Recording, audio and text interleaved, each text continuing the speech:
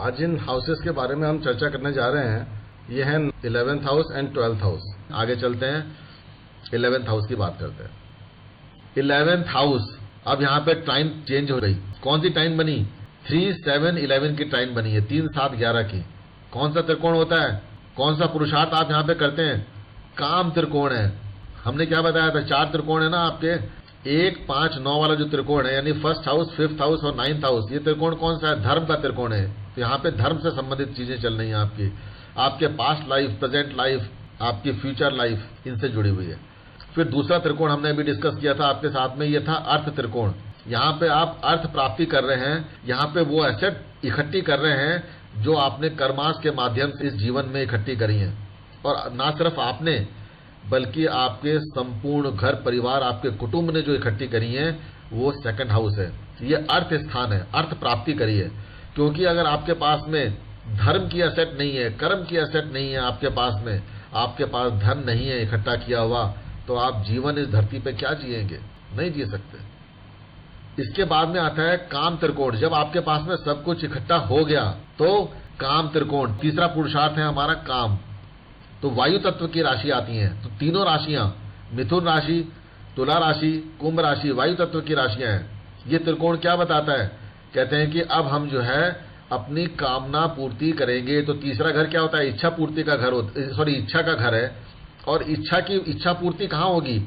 अगर इच्छा यानी डिजायर पैदा हुई है तीसरे घर में, तो उस डिजायर की फुलफिलमेंट होगी 11th हाउस में जाके। और उसके लिए आपने कर्म कहाँ किया? 7th हाउस में। और 7th हाउस क्या होता है? 10वें घर से 10वां घर है। 10th हाउस से 10th हाउस क्या होता है? 7th house. तो यानी कि 7th house is also your Karma house. तो यहां पे भी आपने कर्म किया और कर्म करके अपनी डिजायर फुलफिल करी जाकर 11th हाउस में। देखिए कैसे होता है। तो इसलिए 11th हाउस बोलते हैं फुलफिलमेंट ऑफ डिजायर्स, इच्छा पूर्ति का स्थान। यहीं से आपकी इनकम और गेन होती है। आपने जो कुछ भी कमाया, जितना भी लाभ आपने कमाया, वो सारा का सारा 11th हाउस है। यार दोस्तों का जो स्थान है वो 11th हाउस है। जितने भी यार दोस्त मिलेंगे, जितने भी आपके सहयोगी मिलेंगे, जितनी भी चैरिटेबल ऑर्गेनाइजेशंस मिलेंगी, ये सब आपका 11th हाउस है। जितने भी आपके कोऑपरेटिव सोसाइटीज मिलेंगी, 11th हाउस है। आपने सुना होगा कि बड़े सारे क्लब्स हैं। क्लब्स में क्या होता है? क्लब्स में एंटरटेनमेंट है, यानी कि इच्छा पूर्ति हो रही है किसी न किसी किस्म की। क्लब में जीवन भी है, क्योंकि आपके पास जीवन है, लाइफ है, तभी तो इच्छा पूर्ति हो रही है। तो बहुत सारी ऐसी ऑर्गेनाइजेशंस, ऐसी एनजीओज जो कि सेवा कर रही है किसी न किसी रूप में, अपने कर्म कर रही हैं, वो क्लब्स, वो भी इसी से जुड़े होते हैं 11th हाउस से। जैसे कि एग्जांपल्स देता हूं, रेड क्रॉस सोसाइटी है, लॉयंस क्लब है, रोटरी क्लब है। आपने सब सुने होंगे सारे क्लब्स जो है। तो ये सारे के सारे जो संस्थाएं हैं, ये 11वें घर को रिप्रेजेंट करती हैं, यहां से ये लीड करती हैं। तो हमने यहां बोला कि किसी भी व्यक्ति की जो डिजायर फुलफिल हुई, वो 11वें घर से हुई। प्रॉफिट मिले, 11वें घर से मिले। उसकी पोस्ट ग्रेजुएशन किसी व्यक्ति ने ली, पोस्ट ग्रेजुएशन ली। क्यों ली हमने post graduation? Fulfilment of desire जो यहाँ पे है, उससे पहले हमारे जो घर आ रहे हैं एजुकेशन के, हायर लर्निंग, यानी कि 9th हाउस आ रहा है। तो 9th हाउस में जो भी उसने हायर एजुकेशन ली है, पोस्ट ग्रेजुएशन करेगा या फिर वो डॉक्टरेट करेगा, पीएचडी करेगा, तो वो जो सर्टिफिकेट मिलते हैं शनि के द्वारा, यानी कि जो डिग्री है आपकी, जो डिग्री आपको सर्टिफिकेट मिलती है काम करने के लिए, तो वो डिग्री जो मिल रही है वो 11वें घर में मिल रही है। काला जी के पास में 4-4, 5-5 डिग्रीज हैं, हाईली क्वालिफाइड हैं, मास्टर्स डिग्री है 4-4, 5-5। क्यों है इनके पास में? क्योंकि 11वें घर में कर्क राशि पड़ती है, और कर्क राशि का मालिक कौन है? चंद्रमा है। और चंद्रमा जो है कर्क राशि में इनके 11वें घर में बैठा हुआ है केतु के साथ में। लेकिन 10वें घर में कौन बैठा है? बृहस्पति बैठा हुआ है। और बृहस्पति से 2nd हाउस में उसकी कौन सी राशि आ रही है? कर्क राशि। कर्क राशि में बृहस्पति क्या होते हैं? उच्च के हो जाते हैं। तो यानी कि बृहस्पति जो है, जो कि 9th हाउस को, यानी कि आपकी उच्च शिक्षा को लीड करते हैं, वो एग्जॉल्टेशन में जा रहे हैं अगले घर में, यानी 2nd हाउस के कारक होते हैं बृहस्पति। तो डेफिनेटली बृहस्पति 10th हाउस में बैठ के इनकी एजुकेशन को बहुत ज्यादा बढ़ा देंगे, क्योंकि Brihaspati, Jupiter is a planet of growth. उसका काम है ग्रोथ देने का, वृद्धि करने का। तो एजुकेशन में जबरदस्त वृद्धि कर देंगे। मैं हमेशा ये कहता हूं कि काला जी बेहद लर्नेड पर्सन है, बेहद लर्नेड पर्सनैलिटी है। वो चार्ट बोलता है इनका तो ये लर्नड पर्सनैलिटी कहां से आई? जुपिटर से मिल रही है। और बुध कौन है? ध्यान रखिए, अब मेन चीज ये है कि लर्नड पर्सनैलिटी है तो ये मल्टीपल एजुकेशन क्यों चाहिए थी इनको? अरे आपने एमए कर लिया था तो एक में करते हैं ना, आपने 4-4 जगह पे क्यों एमए कर लिया? वो इसलिए कर लिया क्योंकि ये मिथुन राशि है, और मिथुन राशि क्या होती है, जब हम राशियों की बात करेंगे तो आपको समझ में आएगा। ये द्विस्वभाव राशि है, ध्यान रखिए, द्विस्वभाव, 2 स्वभाव होते हैं, डुअल साइन की राशि है, डुअल साइन है ये। और बृहस्पति डुअल साइन में बैठे हुए हैं तो क्या करेंगे? डुअलिटी ले आएंगे अपनी। तो यानी कि जो लर्निंग है, इनकी बहुत सारी लर्निंग है इनके पास में, इनको किसी सब्जेक्ट पे बात करो तो इनके पास में वो ज्ञान अवेलेबल होता है। तो ये लर्निंग जो है ये जुपिटर ने दी, ठीक है। तो आप इस तरह से चीजें देख सकते हो। तो जो डिग्रीज मिली वो जुपिटर ने जो दी, बिकॉज ऑफ दिस साइन, मिथुन राशि के वजह से, डुअल साइन के वजह से वो मल्टीपल होती चली गई। तो जुपिटर क्या करता है? ग्रोथ देता है, ग्रोथ हुई तो मल्टीपल डिग्री के फॉर्म में ग्रोथ हो गई। और मरकरी जो है, जो अपने यानी बुध अपने घर में बैठा हुआ है, मिथुन राशि में डुअल साइन में बैठा हुआ है, तो वो भी डुअलिटी को रिप्रेजेंट करता है, एजुकेशन का प्लैनेट है। और एजुकेशन का प्लैनेट बैठा है धर्म के प्लैनेट यानी बृहस्पति के साथ में। तो क्या हुआ? धर्म से संबंधित एजुकेशन करा दी उसने। लेकिन डुअलिटी लेके आएगा, वो डीप में नहीं जाने देगा। डीप में क्यों नहीं जाने देगा? क्योंकि जो डेप्थ है वो कहां से मिलती है? डेप्थ मिलती है, परफेक्शन मिलता है कन्या राशि से, ठीक है, यानी वर्गो साइन से, जिसका लगन लेकर बैठे हैं। तो ये चाहते तो थे मेरे को परफेक्शन मिले, यानी कि मैं एक ही फील्ड के अंदर स्पेशलाइज कर लूं, यानी कि उसी के अंदर डॉक्टरेट कर लूं, ऐसी संभावना बनती थी, लेकिन ये कर नहीं पाए बिकॉज ऑफ दिस साइन। तो साइन भी कितना देखो इंपॉर्टेंट रोल प्ले कर रहा है। This why I wanted to tell you all this. तो 11वां घर जो है, आपने जो 10वें घर में जो कर्म करे, यानी जो नौकरी करी, तो उसके लिए सैलरी कहां से मिलेगी? 11वें घर से मिलेगी। तो यानी कि जो प्रोफेशन आपका 10th हाउस में आपने एस्टेब्लिश किया, उसके गेन्स जो भी मिल रहे हैं वो 11th हाउस से मिल रहे हैं। और इसके अलावा आपके प्रोफेशन से मिलने वाली इनकम के अलावा भी अगर कोई किसी तरह की आपकी दूसरी इनकम भी है, यानी इसे बोलते हैं साइड इनकम, तो साइड इनकम भी 11th हाउस से आपको मिलेगी।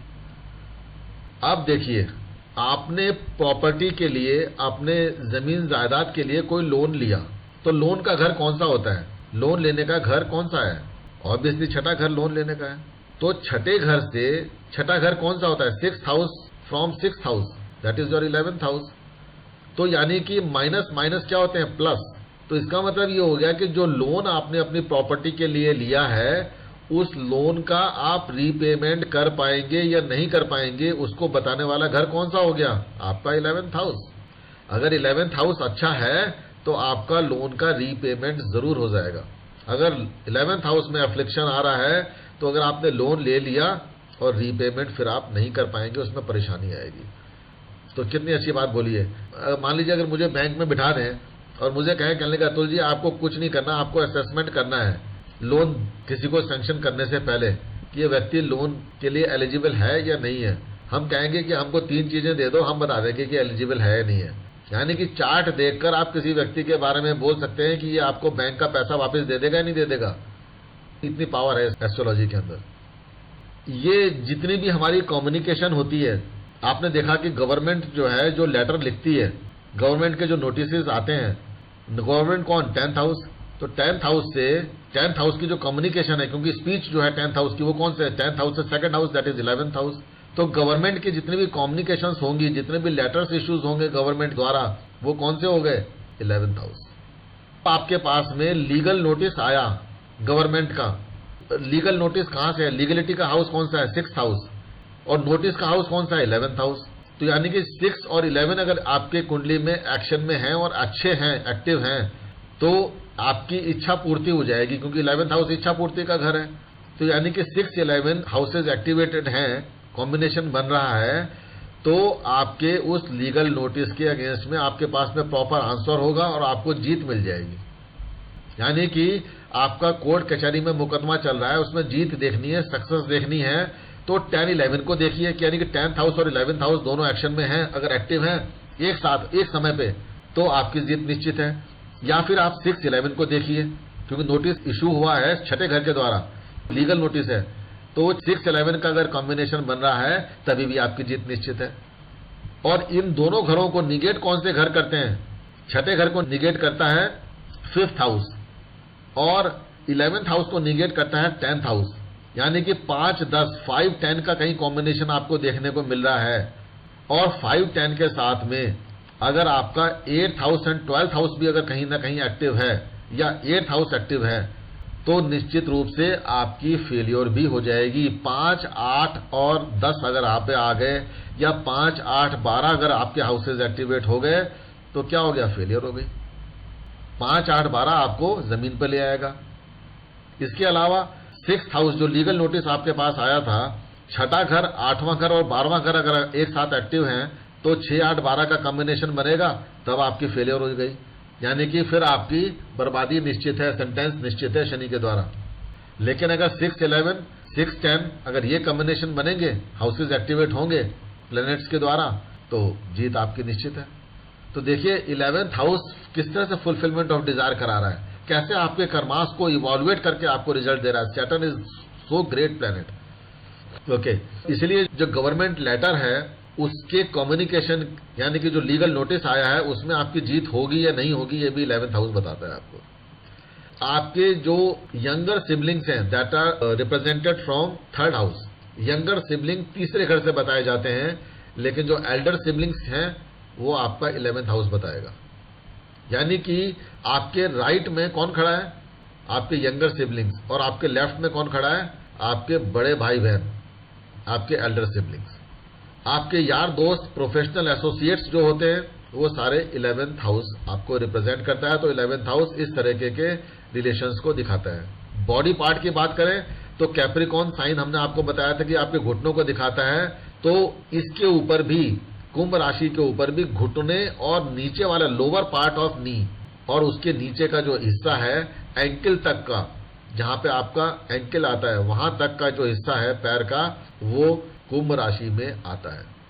कुंभ राशि आपकी लोअर बैक को भी रिप्रेजेंट करती है। लोअर बैक, तो किसी भी व्यक्ति को लोअर बैक में दर्द हो रहा है, लोअर बैक के पेन हो रहे हैं, तो डेफिनेटली उसकी कुंभ राशि इंपैक्टेड है, बैडली अफेक्टेड है, इन्फ्लिक्टेड है। तीसरा घर आपके राइट ईयर को रिप्रेजेंट करता है, तो 11th हाउस आपके लेफ्ट ईयर को रिप्रेजेंट करता है। कैरियर की बात करें, 11th हाउस अगर एक्टिव है, बहुत अच्छी कंडीशन में है, तो व्यक्ति को कैरियर आप सुझाएंगे, तो जो मैंने ऑर्गेनाइजेशंस आपको बताई थी उन्हीं से जुड़ के कोई काम करेगा तो बहुत अच्छी बात होगी। फॉर एग्जांपल एनजीओज हैं, कोऑपरेटिव सोसाइटीज हैं, क्लब्स हैं, rotary clubs, Lions club, red cross society, इस तरीके के एनजीओज के साथ में अगर वो काम करेगा तो सक्सेस उसको जरूर निश्चित रूप से मिलेगी। अब छोटी सी बात कर लेते हैं 12th हाउस की। लास्ट हाउस है और इंपॉर्टेंट हाउस है हमारे लिए, क्योंकि आजकल जितने भी लोग हैं उनके ज्यादातर क्वेश्चंस, प्रश्न आपको 12th हाउस से जुड़े हुए मिलेंगे। 12th हाउस तीसरा और हाईएस्ट त्रिक हाउस है। 6 8 12, तो छठा, फिर 8वां और फिर 12वां, तो 12वें घर भी बैड हाउस है। तो अगर ये बैड हाउस है और this is the loss and expenses यहां पे जुड़े हुए हैं, तो आपके, चाहे आप धार्मिक हैं, स्पिरिचुअल हैं, यानी कि आपके स्पिरिचुअल लॉस हैं, धार्मिक लॉस हैं, तो 12th हाउस इंपॉर्टेंट हो गया। अगर आपके मेटलिस्टिक वर्ड से जुड़े हुए लॉसेज हैं, यानी कि रुपए पैसे से जुड़े लॉसेज हैं, 12th हाउस सेक्शन में है। आपके माता पिता से आपका बिछोह हो रहा है, कुछ प्रॉब्लम आ रही है, कोई दिक्कत आ रही है, 12th हाउस एक्शन में आ रहा है। यानी कि जितनी भी आपकी परेशानियां कहीं पे आ रही हैं, जहां पे लॉसेज हो रहे हैं, आपको आपके जीवन में एक्सपेंसेस हो रहे हैं, 12th हाउस। तो 12th हाउस एक ऐसा हाउस है जिसको एनालाइज किए बिना आपकी कुंडली की एनालिसिस कंप्लीट ही नहीं होती है, क्योंकि यहां पे बृहस्पति की राशि है, मीन राशि है। हमेशा उस सिंबल को याद रखिएगा कि 2 मछलियां उल्टी डायरेक्शन में घूम रही हैं, तो ये करो और मरो वाली राशि है। अगर सही डायरेक्शन आपने पकड़ ली तो जिंदगी बन गई, और गलत डायरेक्शन अगर आपने पकड़ ली तो आप बर्बाद हो गए। ये घर वो घर बताता है, वो चीजें बता रहा है। यही राशि ऐसी है, यही घर ऐसा है जहां से आपको मोक्ष भी प्राप्त हो सकता है, और यही घर ऐसा है कि नून तेल लकड़ी से आपको बाहर ही नहीं आने देने का। जितने भी लोग आपको ये कहते हैं कि मुझे विदेश जाना है, विदेश यात्रा कब होगी, मेरी इमिग्रेशन मुझे होगी नहीं होगी, मेरे को परमानेंट रेजिडेंसी मिलेगी या नहीं मिलेगी, मेरा फॉरेन सेटलमेंट हो जाएगा, मुझे वीजा मिल जाएगा, क्या मेरे को विदेश में जो है संपन्नता प्राप्त होगी, क्या विदेश में जो है जाने के बाद में मैं सुख पूर्वक रह सकूंगा, या मुझे जेल यात्रा हो जाएगी, या मुझे किसी तरीके के कन्फाइंड एरिया में रहना पड़ेगा, क्या मुझे बंदी बनकर रहना पड़ेगा। तो यानी कुल मिलाकर जितनी भी चीजें आप इस तरह की सोच सकते हैं वो 12th हाउस है आपका। बहुत सारे लोग कहते हैं मुझे रात को ठीक से नींद नहीं आती, देखिए 12th हाउस उसका। कई लोग कहते हैं कि मुझको ना अपने पत्नी से शारीरिक सुख प्राप्त नहीं है, या अपने पति से शारीरिक सुख प्राप्त नहीं है, देखिए जरा 12th हाउस उसका। तो इसका मतलब क्या हो रहा है कि 12th हाउस आपके एक्सपेंडिचर के अलावा आपके बहुत सारी और चीजों को भी रिप्रेजेंट करता है, जो मैंने अभी आपको बताई।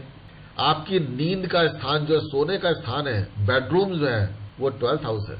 तो यानी कि बेडरूम के अंदर जो बेड प्लेजर्स आपको मिल रहे हैं, तो बेड प्लेजर्स को बताने वाला भी 12th हाउस है।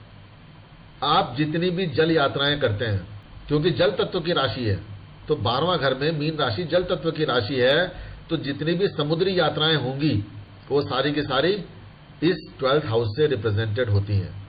12वां घर आपके फॉरेन लैंड, विदेशी भूमि को है। अच्छा, मैं आपको एक छोटा सा क्वेश्चन पूछता हूं, देश, विदेश और परदेश, इन तीनों से आप क्या अर्थ निकालते हैं? इसमें डिफरेंस है देश, विदेश और परदेश में। देखिए, देश कौन है? आपका चौथा घर देश है।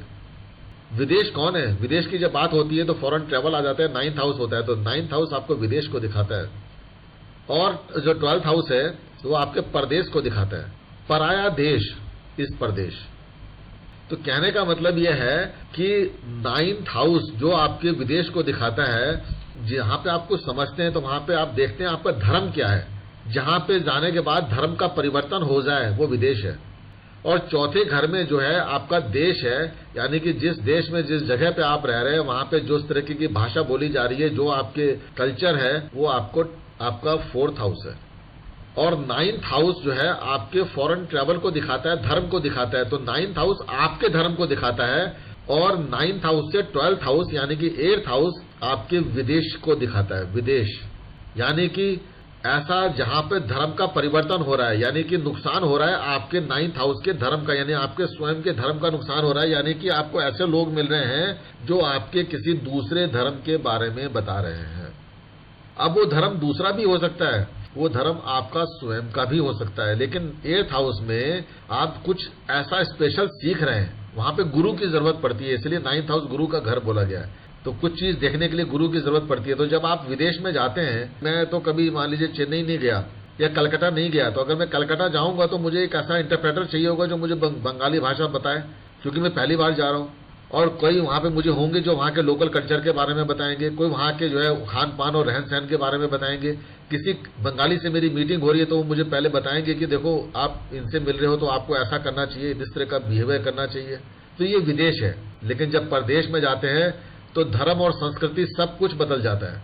एवरीथिंग, यानी कि जमीन बदल गई, आपकी भूमि भी बदल गई, आपका सोच भी बदल जाएगी। वहां पे जाने के बाद में आपका पहनावा भी बदल जाएगा, आपके रहने सहने खाने का तरीका भी बदल जाएगा। वहां पे जो लोग होंगे वो विदेश धर्म यानी कि विपरीत किस्म के धर्म वाले व्यक्ति होंगे।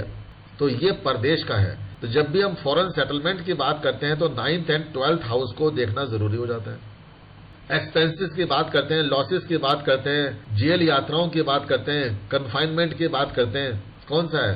12th हाउस है। जितने भी पागल खाने हैं, मेंटल अजाइलम्स हैं, 12th हाउस है। जितने भी ऐसे डिवाइन अबोर्ड्स जो हैं, जहां पर हम बोलते हैं कि भगवान शिव का दैविक लोक कौन है? कैलाश यात्रा आप कर रहे हैं, धर्म स्थान है, लेकिन वो कैलाश जो है, जो डिवाइन अबोर्ड है आपका, बहुत ऊंचा स्थान है। जब मैं राशियों के बारे में बात करूंगा तो आपको समझ में आएगा। मीन राशि हमारे कुंडली की सर्वोच्च स्थान वाली राशि है, यहाँ पे ऊंचाई दिखाई देती है।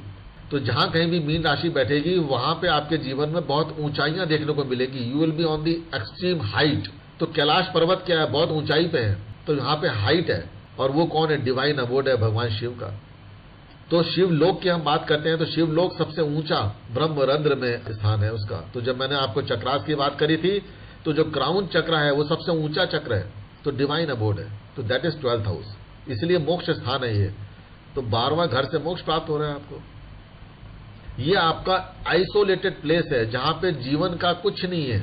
आइसोलेटेड, आप अकेले में पड़े हुए हैं। बेडरूम के अंदर आप अकेले हैं, छोटे से बेडरूम में अकेले हैं। क्या मतलब है? 12th हाउस एक्शन में है। आप सपनों की दुनिया में हैं, रात को बैठे हुए सपने देख रहे हैं, सुन रहे हैं, सोते सोते सपने देख रहे हैं। ड्रीम वर्ल्ड जो है आपका 12th हाउस है। आपने जोके रोलिंग का नाम सुना, ठीक है? कितनी जबरदस्त उसने जो है अपनी पुस्तक लिखी और मूवीज बन गई।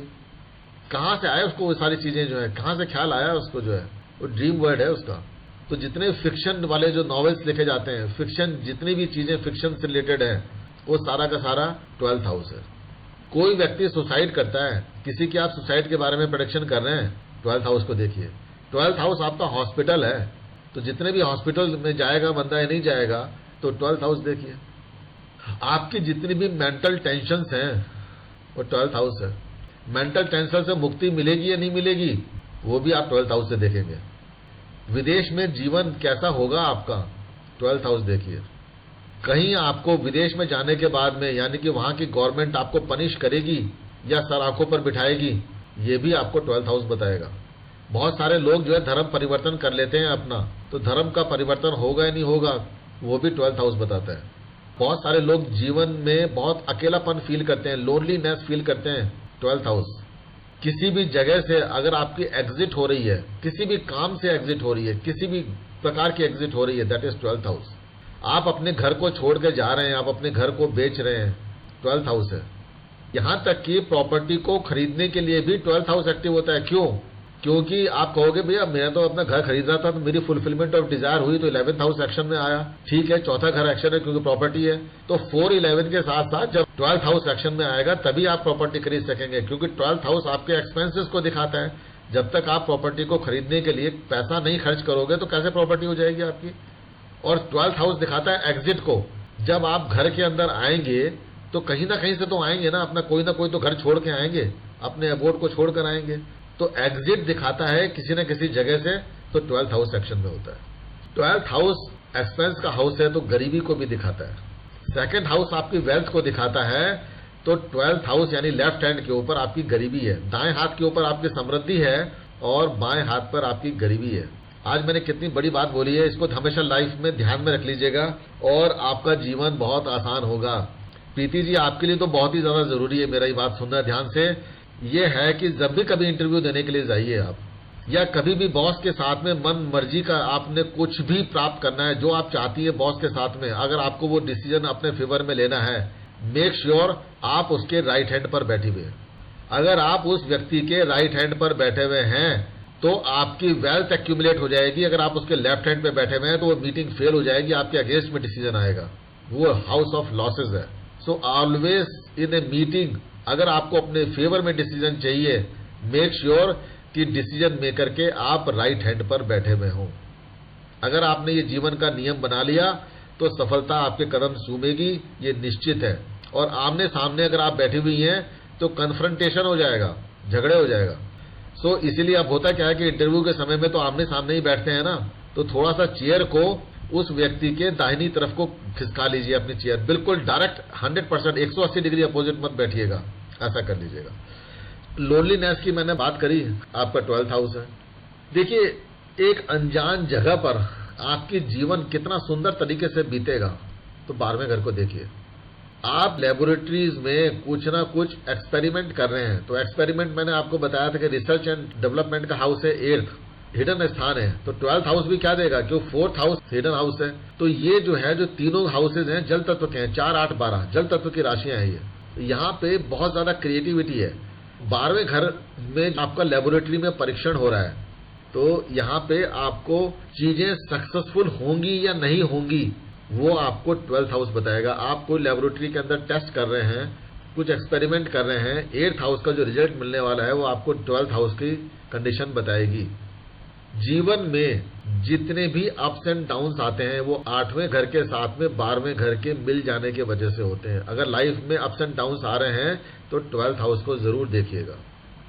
तो क्या देखेंगे इसमें, यहाँ पे सबसे पहले बात देखिएगा, राशि भूमि किसकी है, प्लैनेट कौन से वहां पर प्लेस्ड हैं, उनके ऊपर दृष्टियां किसकी पड़ रही हैं, किसके साथ में बैठे हुए हैं, वो सारी चीजें जो है एनालिसिस की, वो सब आप करेंगे डिग्री वगैरह के बाद में। यहाँ पर भी रिलेशन किसको देखेंगे, देखो भैया 11वें घर में रिलेशन किससे बना था आपका एल्डर सिबलिंग से बना था, फ्रेंड्स के साथ में बना हुआ था, आपके प्रोफेशनल एसोसिएट्स थे। तो 12वें घर में वही लोग आपके साथ में मदद के लिए, क्योंकि वो आपका परिवार बन गया, तो यहाँ पे 12वें घर में वही रिलेशन आपको दिखेंगे। 12वें घर के अंदर जो फॉरेन काउंटर पार्ट्स होते हैं आपके, यानी विदेशी लोग, उस तरह के लोग आपकी मदद करने के लिए वहां पे अवेलेबल होंगे। अगर कैरियर की बात करूं तो कैरियर में एमएनसी कंपनीज, जितनी मल्टीनेशनल कंपनीज हैं, वो 12वें घर से इंडिकेट होती है। प्रीति जी एक एमएनसी में काम कर रही हैं, मल्टीनेशनल कंपनी है, देख लीजिएगा कुंडली में, 12वां घर एनालाइज करके देख लीजिएगा, कनेक्शन मिल जाएगा आपको। जितने भी एक्सपोर्ट इंपोर्ट बिजनेसेस हैं, एक्सपोर्ट इंपोर्ट हाउसेज हैं, सब 12th हाउस है। हॉस्पिटल जितने भी चल रहे हैं 12th हाउस है। किसी का क्लिनिक बना रखा है उसने, 12th हाउस है। बहुत सारे लोग क्लिनिक कहाँ बनाते हैं, घर के अंदर ही क्लिनिक खोल लेते हैं। क्यों खोल लेते हैं? क्योंकि 4th हाउस जल तत्व की राशि है, घर को रिप्रेजेंट करती है, तो घर के अंदर ही क्लिनिक खोल लेते हैं, वहां पे कंसल्टेंसी देते हैं। जितने मेंटल अजाइलम्स हैं, जेल है, सोशल और चैरिटेबल ऑर्गेनाइजेशंस हैं, जितनी भी सोसाइटीज मिलेंगी, जितने भी चैरिटेबल ऑर्गेनाइजेशंस मिलेंगी, वो सारी की सारी 12th हाउस है। जितने भी योगा प्रैक्टिशनर्स मिलेंगे, वो सारा 12th हाउस है। जितना भी इमेजिनेशन रिलेटेड वर्क मिलेगा, जैसे कि मैंने भी आपको एग्जांपल दिया था, जेके रोलिंग का, उसने हैरी पॉटर लिखी थी, तो वो कहां से लिखी? 12th हाउस से, ड्रीम्स में है सारा, पूरा फिक्शन वर्क 12th हाउस है।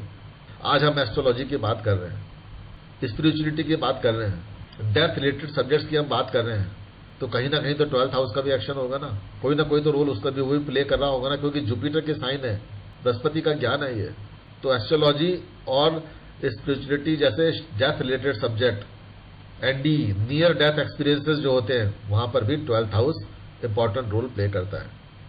बॉडी पार्ट की हम बात करें, ये जो है हमारे पैर के तलवों को दिखाता है। जो पैर के हमारे तलवे हैं, उसको रिप्रेजेंट करने का काम ये 12th हाउस करता है।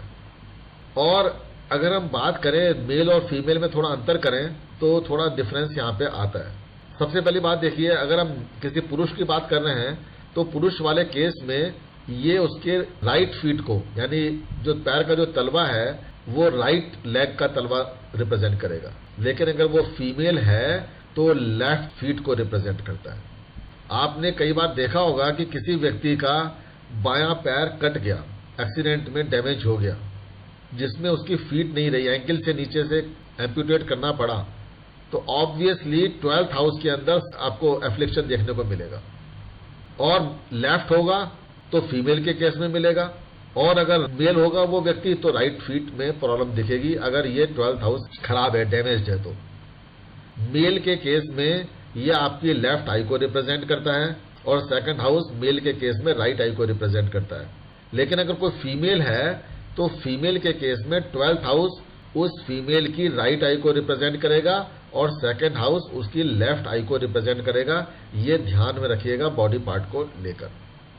तो यहां पर मैंने 12 की 12 हाउसेस के बारे में आपको अपनी एनालिसिस दे दी, पूरी विवेचना आपको दे दी, समझा दिया मैंने। आज इतना ही करेंगे। अगले बार जो हम जो बात करेंगे, प्लैनेट्स के ऊपर हम डिस्कशन करेंगे, और एक बहुत ही अच्छा डिस्कशन मैं आपको करने वाला हूं, जिसमें आपको आनंद आ जाएगा। सिग्निफिकेशन ऑफ हाउसेज में जो मैंने ब्रह्मा, विष्णु, महेश और मां सरस्वती, लक्ष्मी, इन सब के बारे में आपको बहुत सारी अच्छी चीज बताऊंगा। वापस आ रहे हैं हम जो है अपने क्वेश्चन आंसर सेशन के ऊपर। तो आप बताइए कि क्या समझ में आया, क्या आपके कमेंट्स हैं, कुछ क्वेश्चंस हैं तो बात कर सकते हैं। भट्ट साहब, क्या आपकी ऑब्जर्वेशंस हैं? हेलो।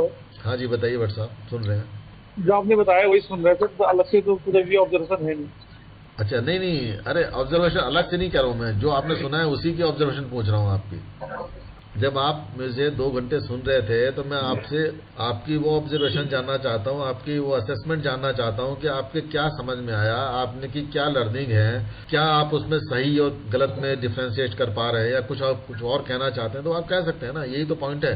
आपकी कुछ क्वेरीज हैं तो उसको हम एड्रेस कर सकते हैं। That is what my point is.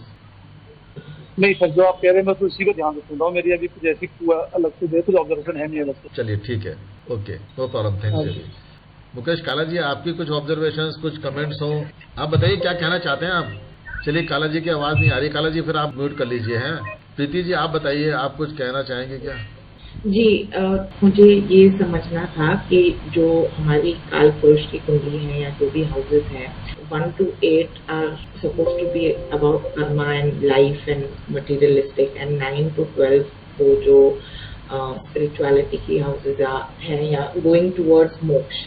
So in our lives जब हम कर्मा बैलेंस कर रहे हैं या हम अपना लाइफ कर रहे हैं, जो नॉर्मल डेली लाइफ है, तो उसमें कोई एज है क्या जिसमें 9 to 12 पे ज़्यादा फोकस करना चाहिए, या कोई दशा है कि हमने अब 50-60 इयर्स की एज में गृहस्थ जीवन जी लिया और फिर 60 के बाद मोक्ष की तरफ चले गए, ऐसा कुछ है एस्ट्रोलॉजी में कि हमें समझ में आए कि इसका मतलब क्या, why 1 to 8 is materialistic and why 9 to 12 is towards मोक्ष? नहीं, ऐसा मैंने कहीं आपको सेग्रीगेशन नहीं किया ना। मैंने आपको ये कहा कि 9 से 12 की जर्नी सिर्फ आपको मोक्षा के लिए जर्नी है। मैंने तो आपको ही नहीं बताया। अगर मोक्षा की जर्नी बता रहा होता तो आपको बाकी चीजें क्यों बताता मैं जो है। और आप कहोगे कि गौतम बुद्ध को तो 29वें साल में मोक्ष प्राप्त कर लिया था, ऐसे करके ज्ञान प्राप्त हो गया उनको। बड़े सारे बच्चे होते हैं जो 2 साल के अंदर जो है ना वेद मंत्रों का पाठ कर रहे हैं, वो धर्म की तरफ टिल्ट हो गए। एक वो जो है एक आती हैं, वो एक स्त्री है, लेडी है, जिनको मैं 6 साल की उम्र से सुनता आ रहा हूँ। अभी वो 25-26 साल की हो गई है वो, और प्रवचन करती हैं वो। तो कोई इसकी एज नहीं होती है। ये आपके अपने कर्म हैं, आपके स्वयं के कर्म निर्धारित करते हैं कि आपकी यात्रा आपको कहाँ लेके जा रही है, और आपको ये बताते हैं कि वो आपकी डिजायर कैसे है। जो आपने डिजायर किया, आत्मा ने जो डिजायर किया करेगी तो वही ना, किसी के कहने से थोड़ी ना चलता है कोई भी इंसान। तो धर्म की जो यात्रा है, जो पिछले जन्म में जहां पर आपने छोड़ी वहीं से तो शुरू करोगे। आप अपनी गाड़ी से मान लीजिए मुंबई से दिल्ली आ रही हैं, और कहीं रास्ते में नासिक पड़ता है, और नासिक में आपने अपनी गाड़ी कुछ समय के लिए रोकी, तो आपको दिल्ली आने के लिए उसी गाड़ी से आप आ रही हैं, तो गाड़ी आप या तो बदलोगी या फिर उसी गाड़ी से आ रही है तो वहीं से तो नासिक से ही तो पकड़ोगी। ऐसा थोड़ी ना है कि आप जो है कहीं वापस मुंबई आके गाड़ी पकड़ोगी, नहीं होगा ना ऐसे। तो यानी कि जहां पर आपने छोड़ा, जहां पे प्रीवियस कर्म छोड़ा, आप वहां से पकड़ के चलती हैं। आपका 9th हाउस अगर धर्म को है, आपके स्पिरिचुअलिटी कनेक्शन को दिखाता है, आपके शास्त्रों के अध्ययन को, ज्ञान को दिखा रहा है, तो 9th से पहले 8th हाउस होगा ना जरूरी आपकी कुंडली के अंदर। तो पिछले जन्म की जो एग्जिट है वो डिसाइड करेगी कि आपने कहां पे छोड़ा अपने ज्ञान को। इसलिए 8th हाउस जो है गुप्त ज्ञान को दिखाता है। और वो गुप्त ज्ञान क्यों है? उसी गुप्त को, यानी कि वो छुपा हुआ है, यानी कि सब कॉन्शियस ब्रेन के अंदर है आपका। और जब कॉन्शियसली आप अपने सब कॉन्शियस ब्रेन को एक्टिवेट करती हैं, तभी तो आपको वो सारी चीजें आप उसमें आगे बढ़ पाओगी, नहीं तो नहीं बढ़ सकते। तो हमारे सब कॉन्शियस में जो चीजें छुपी रहती हैं, जो ज्ञान छुपा हुआ है, जो भगवान ने हमें गुप्त करके रखा हुआ है, सो दैट कि ये ज्ञान हमारे, अगर आत्मा की डिजायर है कि उसने तो खूब मौज मस्ती करनी है जीवन में, और अगर हम उसको स्पिरिचुअल ज्ञान को उजागर कर दें उसके सामने, तो उसकी मौज मस्ती रुक जाएगी। आत्मा की डिजायर जो है वो फुलफिल नहीं हो पाएगी, ऑब्स्टेकल बन जाएगा उसके लिए। तो आत्मा सिर्फ उन्हीं चीजों को उजागर करने की कोशिश करती है जिसमें कि उसकी डिजायर फुलफिल होती हो, पूरी होती हुई हो, उन्हीं को वो उजागर करती है। लेकिन मैंने आपको बताया कि अल्टीमेट जर्नी, चाहे आप हो, मैं हो, कालाजी हो, कोई भी हो, एवरीबडी, सभी की जो अंतिम यात्रा है, अंतिम जर्नी भगवान शिव के साथ में मेल, वही तो हमारी अंतिम पड़ाव तो वही है हमारा। मोक्ष प्राप्ति अंतिम पड़ाव सभी का वही है, सबका अल्टीमेट गोल तो वही है। किसी की जल्दी पहुंचेगी गाड़ी, किसी की देर से पहुंचेगी।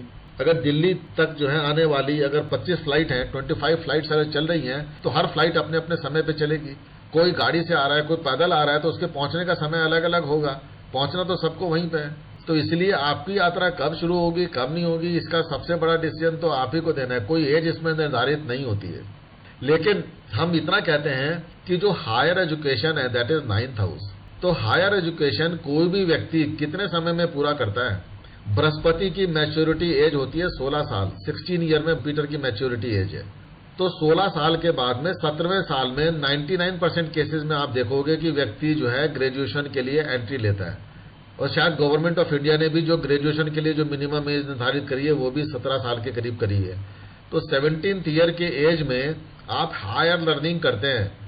आप अपनी भी कुंडली देखिएगा, या अपने आपको पता ही होगा कि कब आपने डिग्री में एडमिशन लिया, कब आपने उच्च शिक्षा प्राप्ति के लिए किस एज में आपने एंट्री करी। तो दैट इज वो एंट्री एज है।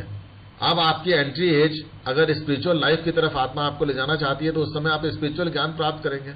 अगर आपको प्रोफेशनल लाइफ में इस मेटलिस्टिक वर्ल्ड में रखना चाहती है तो आप उस समय पे जो है अपने प्रोफेशनल वर्ल्ड से जुड़ी भी अपनी एजुकेशन प्राप्त करेंगे।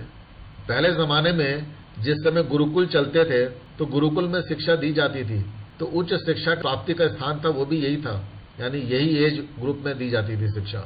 और बचपन से उनको जो है धर्म के प्रति शिक्षा दी जाती थी।